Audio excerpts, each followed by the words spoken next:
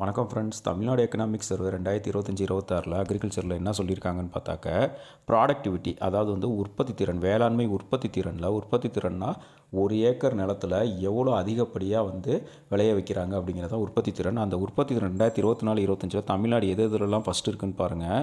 தமிழ்நாடு கேழ்வரகு ராகியில் ஃபஸ்ட்டு இருக்குது. அடுத்து சுகர் கேன் கரும்பில் அதிகமாக இருக்குது ஒரு ப்ராடக்டிவிட்டியில், அதாவது உற்பத்தி திறனில். அதுக்கப்புறம் ரெண்டாவது இடத்துல எது இதில் இருக்குதுன்னு பாருங்கள். ரெண்டாவது இடத்துல ஆயில் சீட்ஸ் எண்ணெய் வித்துக்கள் இருக்குது. மூணாவது இடத்துல கிரவுண்ட் நட்டு, அதாவது கடலையில் இருக்குது, நிலக்கடலையில் இருக்குது.